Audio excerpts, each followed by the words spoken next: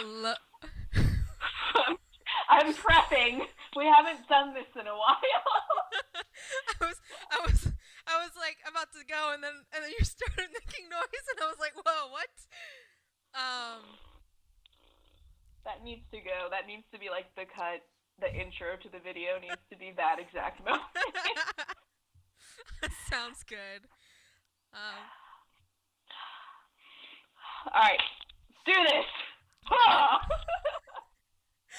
alrighty. Hello, everyone. Welcome to our return episode of Ariane and Karley discuss. We don't know where we are anymore. We're kind of going at this point. Today we're going to be talking about the Arena of Carnage. Um, so, Carly, do you want to do a really quick sum up of the episode? First off, it's really good to be back, guys. We're sorry about our extended absence. We've been missing doing this, but life has a really annoying habit of getting super busy when you least expect it. We'll be back now regularly, hopefully, and if school doesn't kill us, you'll see us a lot more. So the Arena of Carnage, good episode, lots of 2003 references. A lot of you 2003 fans like me were probably like, this seems vaguely familiar. A lot of the events that transpired in this episode actually happened in an episode of the 2003 Turtles in Space arc. I think it was like the third or fourth part of that arc. It was like a 5 episode arc, but yeah, they go into the Triceraton Arena. Basically, this episode starts, we have lost the first piece of the black hole generator, and we have to get it back. Basically, the turtles start their infiltration mission, they're running through the halls trying to figure out where to go, and suddenly, bam, we're captured by the enemy. And as they're about to be executed by said enemy, the Emperor suddenly appears in a hologram and says, don't kill him, we can put him in the arena, entertainment value, Ninja Turtles sell. I've seen it, guys. I go to like every store, there's Ninja Turtle merch everywhere. We gotta get them in this arena. So, yeah, they end up in the arena. And in between their matches, they meet and talk to a fellow prisoner who they can't actually see, but he's in the cell next to them, and they kind of form an alliance, friendship, companionship, whatever you want to call it. Meanwhile, the Fugitoid April and Casey are formulating a rescue plan to go in and get the turtles. Ends up being they split up, and Casey and April go try to get the black hole generator, while the Fugitoid tries to go rescue the turtles. And the Fugitoid gets caught as well, because everything can go right in this rescue mission. The turtles end up in the arena with their friend Zeno, and they have to fight him, and it comes down to a point where Zeno has the option to either destroy the turtles and gain his freedom, or he's going to be stuck there forever. I don't really know. They didn't really give him... Did you hear a consequence if he didn't do it? No. I think we can assume he was going to be a prisoner still, but I mean, that's never really clarified. But moving on. Zeno makes the honorable choice. He helps the turtles escape. In the meantime, Casey and April are escaping with their piece of the black hole generator that they miraculously got past every other guard on the ship who went to go watch the turtle fight. Fugitoids rescued. We take the Emperor hostage. That is a really critical part that they actually did that. It was super intense. They took him hostage. They said, let us leave or we're going to shoot him with our laser gun in the head, even though, just to point this out to be annoying, I've seen the Triceratons get hit with, like, swords and weapons, and it just does no damage, so I really don't know why they freaked out about a laser gun. This... I don't know, I'm just all over the place with this Guns recap. kill, okay? Apparently. Apparently they kill what cannot be killed by any other means. Long story short, the turtles are cornered. Actually, everybody's cornered. I can't just say the turtles anymore. The Fugitoid, Casey and April, all the turtles, and even the Emperor are cornered in an airlock.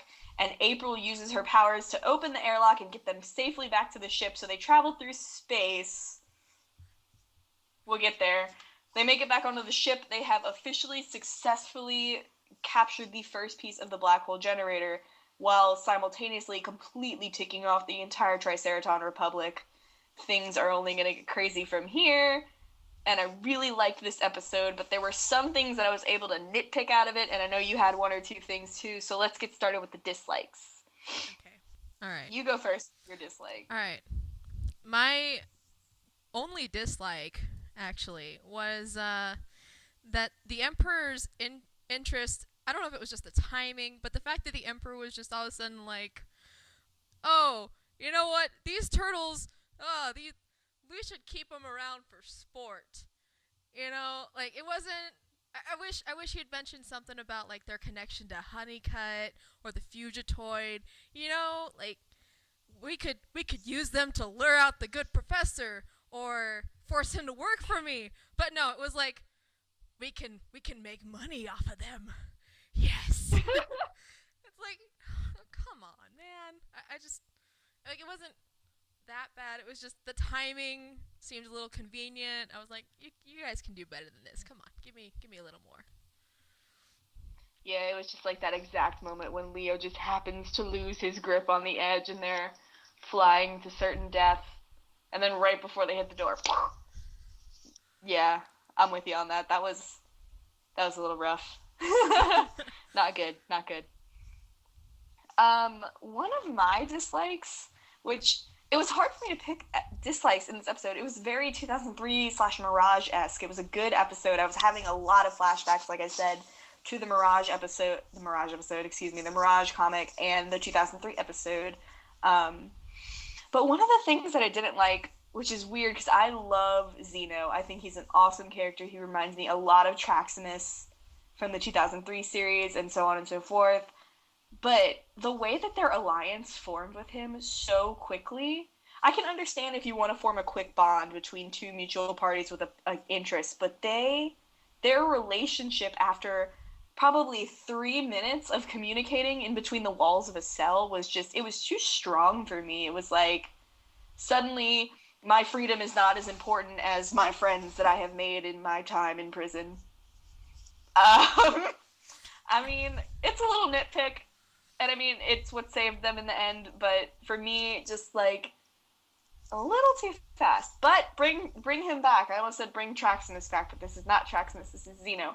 Bring Zeno back. I like him. They're making really cool allies in space. I would like to see him again. Yeah, I mean, I guess that's a problem that really only could have been solved if they made the episode last over 2 episodes. What? This is 2012. We can't do that. So, Hashtag, what is the story arc? What is a proper story arc? I guess one other thing that bothered me was I can't even remember the name of it. That tentacle monster. the, oh my god, the something Saurus. Yeah, that Whoops, I don't know it either. that tentacle It's been monster. a while. I'm just gonna call it the tentacle monster because when I saw it, that's all I could think of. It was just like that was both like it was hideous for one. It was just really unpleasant to look at, and I felt like considering the amount of hype that they put behind how dangerous that this creature was, I thought that it was like taken down a little too easily. I mean, easily Donnie was about to be It, eaten, but it went down pretty violently, I was if like, you think of it. I was like I don't know. I guess I was expecting more of a actual battle, and then Donnie just threw a stick in its weak spot. I White don't even know. spot. Yeah, but it was violent. Like that thing was spewing alien blood. Yeah, I was like, well, it's not red. It was alien blood. It had to be blue. um, I didn't have a problem with that monster thing. Like I knew that they were gonna have to rush it if we were gonna get a bunch of battles, and I knew that it was gonna have to be quick solutions, find the weak spot, blah blah blah. But one other thing that I didn't like was and it's so weird because I always complain about her doing this, and now I'm complaining about her doing what I've been wanting her to do. April up to this point has always been prove myself. I'm going to show you that I am capable of doing this, and blah blah blah. And then the first thing that they're told in this episode, April and Casey, is that they can't go with the turtles because they're not as stealthy as the turtles. And Casey's like, yo, like, heck no, I can do this. Like, suit me up. I'm ready to go. And then April's like, no, we're not as good. We can't do it. We're just going to have to sit this one out because we are the useless party. And we are incapable, and I am so out of character right now. It's not even funny, but for the sake of plot movement and our future rescue attempt, we will sit this one out. Okay, April. Whatevs. I saw it as character growth, and because she was like, I'm not quite as good, but I'm getting close. Yeah, that was a good. That was. Thank God they stuck that one in. But like, I guess if I had to defend that moment, I guess the reason I was always like April, don't go in there was, back on Earth when the Krang were after her. That was she was like the key to destroying everything. So it was like I wanted her to sit those out. And now that she's more than capable of handling herself because she's had more training and she's stronger and all this stuff, like it's kind of just like this is not what I wanted. I wanted you to do this back on Earth when it actually mattered. Like poor timing, but okay. My last dislike though was right when they begin this stealth mission after it has been established that the turtles are so stealthy and that they are the masters of stealth and all things hidden art of ninjutsu. We are running in a hallway openly and I don't even know if they were running with their eyes closed or like what happened, but they just run right into the bad guys. Like, what? That was so annoying to me. I sat there and I just like had the biggest like I was glaring at the TV when I saw that happen. I was like, so yeah, I feel like April and Casey could have done a better job than that because you know what? They were using stealth when they went in to get the black hole generator. They were hiding in boxes and like avoiding enemies and stuff. They waited. They were silent. And the turtles, the masters of stealth, are just running out in the open like, yeah, we got this. I'm like, oh my lord. I can't. Yeah, the instant they said like, "Yeah, we're gonna do this great. We're so awesome at this," I was like, "Now you said it. Now you're gonna like get caught. Everything's gonna go horribly wrong." And sure enough, like 2 seconds later, true to 2K12 formula. Yeah, for Like, real. Oh my I was Lanta. just like, um. Speaking of I Casey don't. and April, though, that is actually my oh my god moment of the episode. Whenever they were in charge of getting back the black hole generator. Um, first, let's describe the sequence. The guards decide to leave the black hole generator, this key to their whole strategy, unguarded. Cliche number one. Exactly. And all to watch the turtles fight. And then the April and Casey show up like right in where the guards should have been looking in boxes. Like, Cliche number two. and then they're like, "Ha, let's get it." And then April uses her psychic powers, which I thought was pretty great. And then they're like, "Huh, how do we use this? Let's use the Triceratops' own little bubble leash thing. Let's take it on a Cliche walk." number three. And then they got it stuck, and oh gosh, speaking of them getting it stuck, I thought that was really, really funny. I just, I was just like, oh goodness gracious. But, That was a really funny scene. but, oh my I gosh. laughed a lot. I did feel bad for Casey, though. I think he hurt his leg whenever it rolled on him. I was like, Yeah, poor guy. they would have played that up a little bit. I wish they would have because he looked like he was genuinely a little like tossed around when that giant heavy thing landed on top of him carrying the even heavier thing. That would have been cool to see them try to pull that off with like a leg maybe injury. April he could have leaned on April a bit, but this is the season of I think Apritello, but I don't know.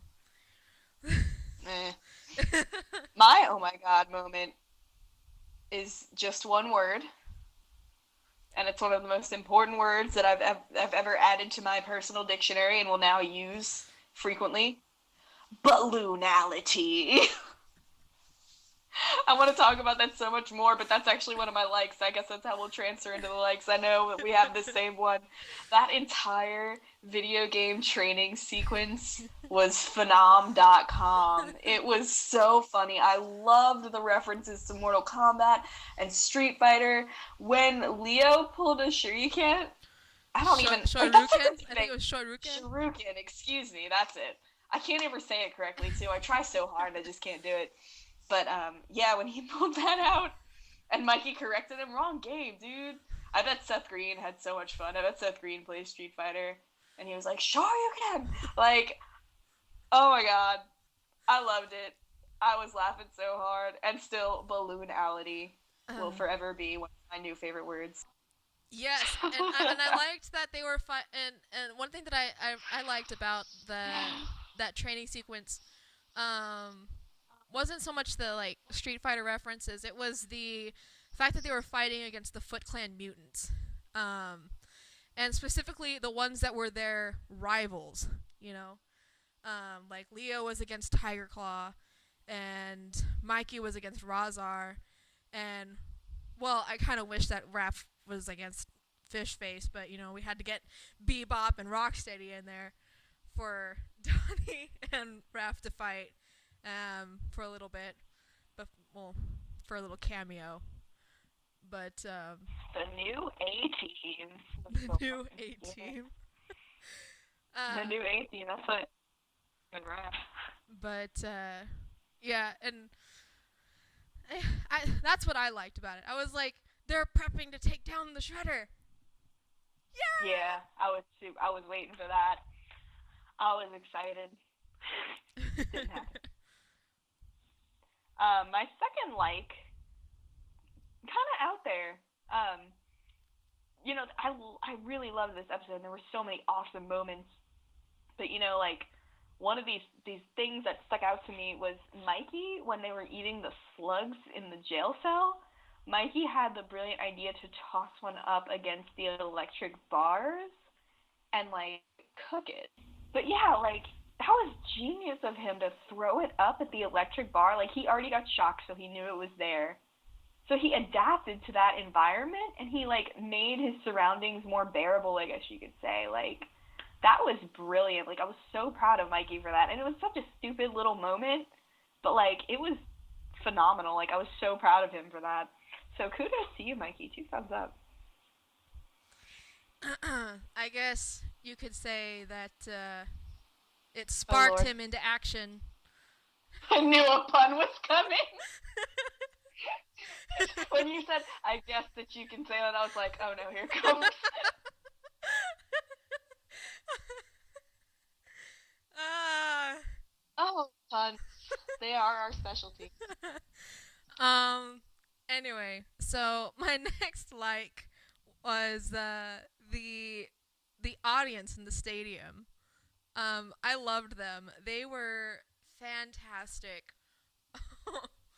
From everything, from the foam finger, them like standing in a row with the word Xeno, uh, Zeno. like, and even them like booing the turtles whenever they walked in and were announced the first time. Like, I thought that was all fantastic and just exactly the type of atmosphere that you get whenever you go to like a sports game, like especially football. Was like, I remember this feeling. Ah! Oh And yeah. yeah, I was just like, this is it. This is exactly how it works. I loved this like my particular favorite of the football stadium type feel that you got in the arena was the two who like cheers with their beers, chugged the beer, and then headbutted, screaming in true bromance fashion. Kudos to that. Yeah, I loved that. That was really funny. My last was, like I said earlier, just every 2003 and Mirage reference. This episode was full of them. Like I said, I was having these flashbacks to the Traximus and the Arena episode from the 2003 series and the comic books. Like everything. Like even that scene that they did when the turtles were about to get sucked out of the airlock and Leo was like, calm down, remember your training. And then they did that whole meditation. They did that in 2003 and it was so great. I love Be Still My 2003 Loving Heart. It was awesome. I'm always vying for them to put, because they love to reference 1987, and there's nothing wrong with that, but 2003 is my favorite series, and I love Mirage. So it's always awesome to get episodes like this and to get moments like that, so I can be nostalgic and be the third grader that I was when that show first came on and get excited, and all the girls who are playing with their ponies and Barbies, and I'm sitting there with my Ninja Turtle action figure with all the boys, and I'm just like, what up? So, 2003 references, loved them all. Thank you for putting them in 2012. Please keep doing that, especially when we get back to Earth. Please do more of that. I guess I'll start with my favorite thing, which was the fight with Xeno. Um, it wasn't so much the whole the whole drama of like where your buddy, and that I was like, well, okay, that's cool, but the fact he was so huge and just his size was intimidating, and the little video image they had introducing him of just his fist and his hammer like smashing the turtles, I was like, well, then that's wow. Okay, that's gonna be scary. And Yeah. the and the but and then the way that the fight ends, especially whenever he has like Leo pinned with his like giant hand, and Leo like looks like he's about to give up, and Mikey's like making one last final plea, and it looks like he's about to like smash his hammer down, and they all like turn their heads away so that they don't have to look because they're all afraid they're gonna be like destroyed, and they're like, I don't want to see it coming. Say about the fight Xeno's was awesome. I almost put him as my favorite, but part of me knew that you were going to say something about Xeno. I understand you so well. But like you said, he's huge, he's massive, he's like this crazy force, just like I said earlier, he's an awesome ally, and I really want to see him back. Another thing that I really liked about Xeno, as goes hand in hand with my favorite thing about this episode, was I don't know what it was about this episode, but the voice acting was just phenomenal. Like throughout the entire episode, like every episode, I'll catch a line delivery and I'll be like, eh. But like this episode, that did not happen for me. Like once, like John DiMaggio, you know, John DiMaggio is Bender from Futurama, which is another show that I used to love watching and I still love watching to this day.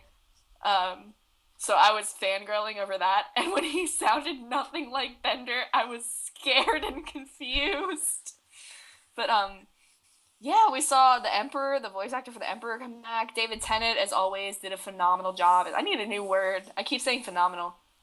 Did a fantastic job as the fugitive. good word. Good And word. can we all just give a thumbs up? Yeah, we just need to give a thumbs up to him for that ending, that Booyakasha that he screamed out at the ending. That was phenomenal. Dang it! That was great. I loved that part. Fantabulous. Um, There's a word for you. but yeah, dude, just throughout, consistently great voice acting. I even loved it when Seth Green said shouted Shuriken. Like, Shuriken. Still can't say it.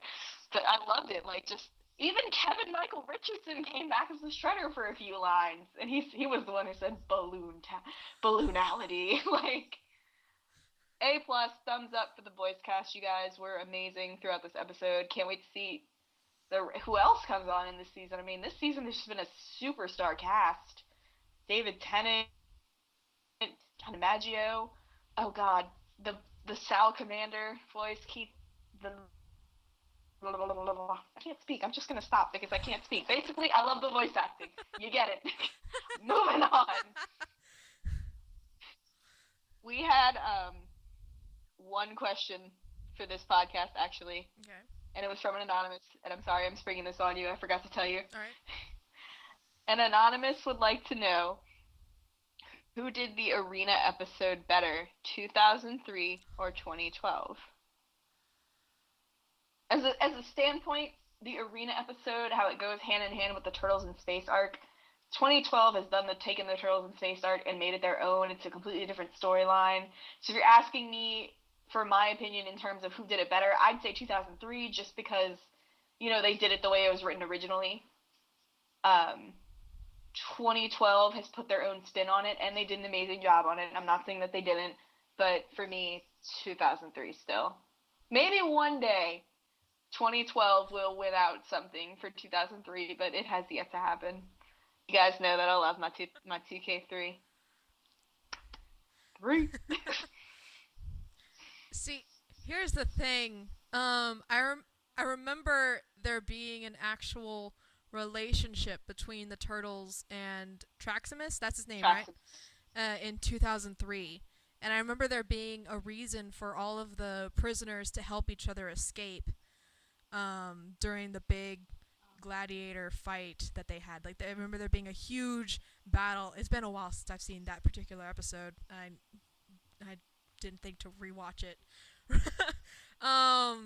And in this one, because of the fact that they only kept it to the one episode, and they had to establish Zeno and very quickly establish his reason for why he was thrown in here, and why he wanted to get out, and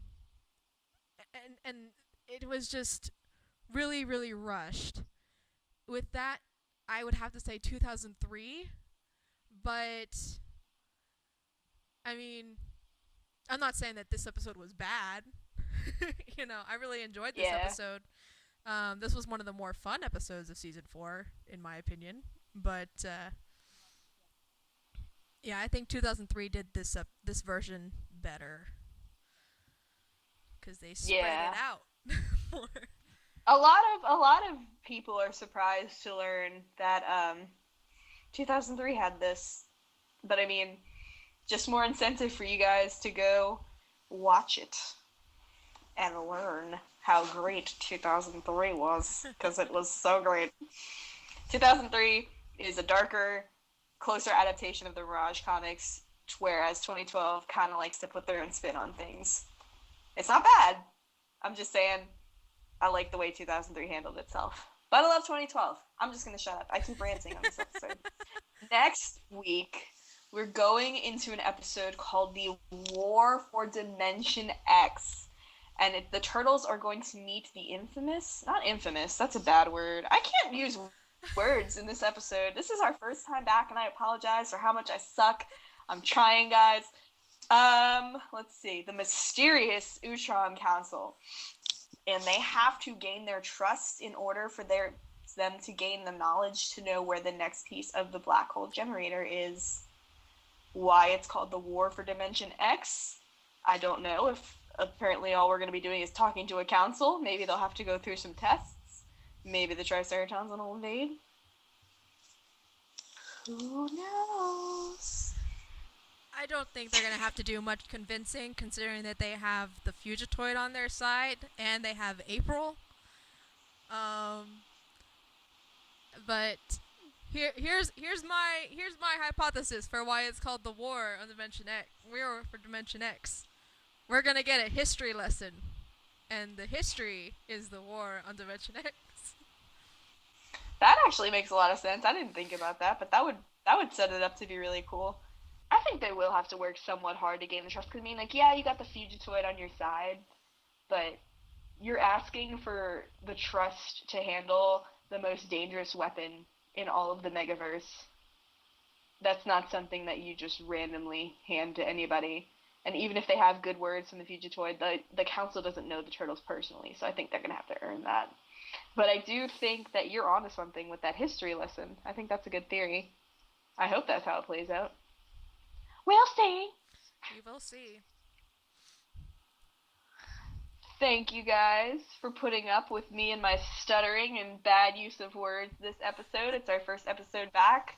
Glad to be back. I can't wait to get back into this and share my thoughts with all of you.